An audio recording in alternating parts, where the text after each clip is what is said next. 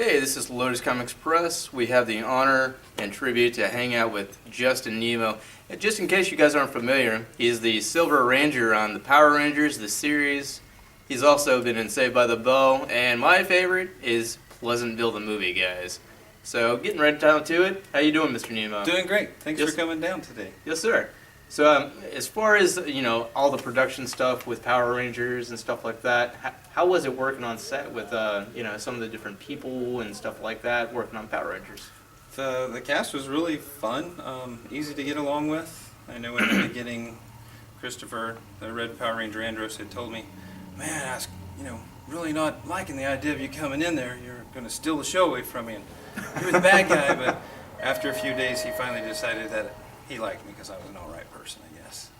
Well, okay. As far as actually getting into working on Power Rangers, the series, did you dig the storyline that actually of your actual character and all of that when you actually got into reading the script and all of that? Yeah, I mean, I really didn't think that. It was kind of amazing to think that they were putting me in the spot that I was going to be the one that comes to save the day, is how I looked at it. Right. Yeah, that was really fun, and everybody was nice. Anywhere from the wardrobe, makeup, catering, the directors, they were all great to work with. Very cool. And now my favorite, I gotta say, and I know it's not a big thing that you did, but it was big to me, which is I love the fact that you were in Pleasantville, the movie. Mm-hmm. And is there any stories that you might be able to share? Working with maybe Don Knotts or any of that stuff. Yeah. That you might be able to share with us. Absolutely. When we were filming, it was kind of dark, so I couldn't really see what was going on or who was around. But in the distance, I heard this voice, and I was like, "Whoa, that's Don Knotts!" And I thought, "That's so cool! I want to go see him." So I was starstruck over here in Don Knotts, and to be able to, do lines back and forth with Reese Witherspoon and my lackeys, the guys that were my friends, they're actually doing all kinds of stuff now today. That's awesome. So it was a great crew. The movie was really kind of different. If you watch the movie, there's a bunch of hidden things in there. It's kind of hard to pick them up. I don't want to ruin it for you by telling you too much about it, but there was a time when I was shooting a scene at the door, knocking on the door, and the director had asked me some questions about it because I really wasn't feeling what he had going on there. And he's like, "Well, what's the problem?" I was like, "Well, you have me knocking on the door, and then immediately you've got me saying something because she's not coming to the door." "Well, what's wrong with that?" "Maybe give her time to come to the door would, kind of make sense to me, but I don't like what we're saying. It's kind of not me." "Well, right. What would you say? You're the younger person in this position." I said, "She pissed me off. I'd call her a bitch." She goes, "Oh, love it. Do it." So I suggested it, and he said yes. And later he had also said, "Well, we do need to say something else in case we have a different rating, if they want to show it differently." So we had to film it more than one way. I couldn't just be hateful about it. So, yeah, that was a lot of fun. And I do remember the shrimp that they had were huge at lunch. That was awesome.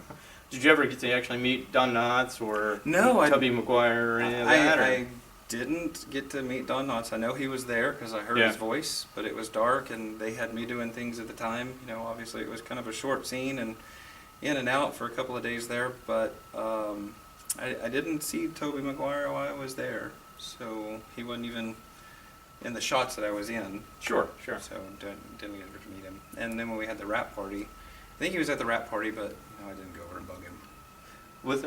With Power Rangers, did you have a favorite experience working on the actual set with Power Rangers and all of that, being the Silver Ranger? I mean, that's an amazing costume that you're in, Gotta love that shiny stuff. That's true. One of the more favorite ones for me, I guess, would be right there at the very end. Yeah. That scene right there. Because my dad had came out at the time. My dad and my stepmom were in California watching that day, so that was pretty cool to be able to have them there with us at the same time and show them that I really was there doing something. That's not awesome. Faking them out.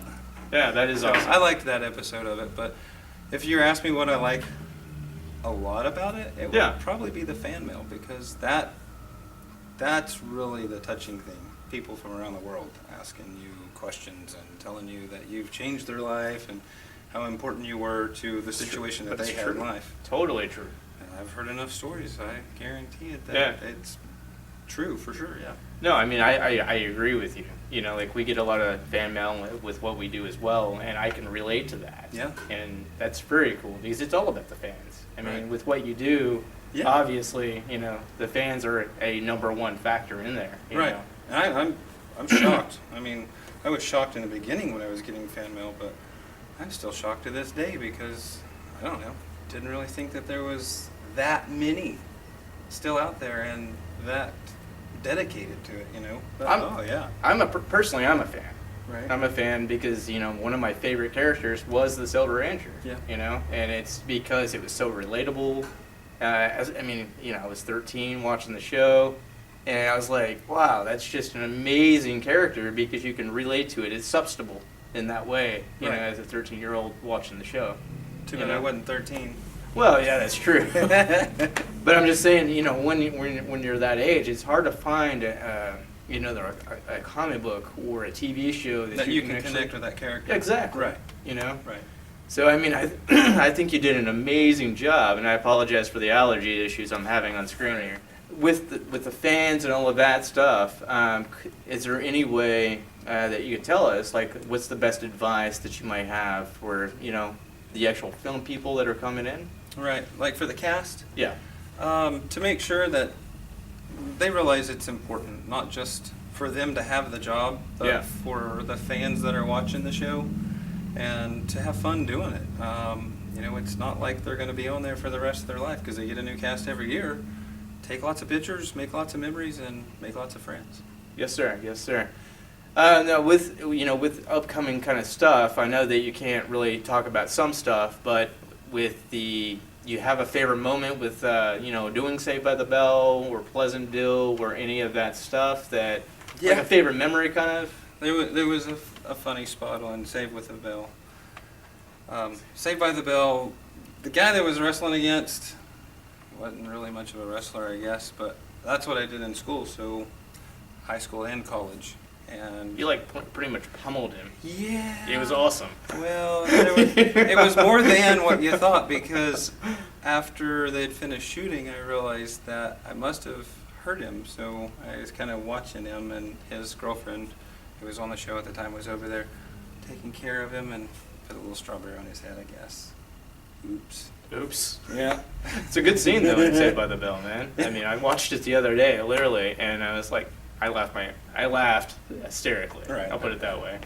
Well, is there a website, a fan site that people can go to that can help support you directly? Yes, there's actually more than one. There is a Facebook fan page, Justin Nimmo, an Instagram, Justin Nimmo. There's a Twitter, Justin Nimmo, of course. I think that's all of them that I've got going right now. Absolutely. And I know that there's a couple of posts on there with pictures. So if somebody wanted to get an autographed picture signed or something, they can select it and send messages and say that they wanted to purchase an autographed picture.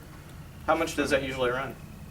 When we're shipping them out, it's $30. Okay. Because I'm literally the one making the print, signing the print, sticking it in an envelope, licking it, and sending it to you. So it's worth every penny. And I've been told it's worth a lot more than that by a few. And then a few other people say it's not worth a whole lot. But I think it's important to the people that get it. Yeah, no, I totally understand, and I would agree with you. I think what you did as far as all the filming that you've done is absolutely astonishing. I mean, Thank you. You're a very good actor. Thank you. And I really just wanted to tell you I appreciate your time. Absolutely. It's a huge honor. Well, it's my honor to have Lotus Comics come down here and do the interview with me. Thank That you. was awesome. I really appreciate it. Come check out Justin Nimmo, guys. An amazing artist, amazing at his craft, and an amazing actor. And more importantly, an amazing person. Come check out lotuscomics.com. We will see you here real soon. Thank you. Bye-bye. Let's rock it.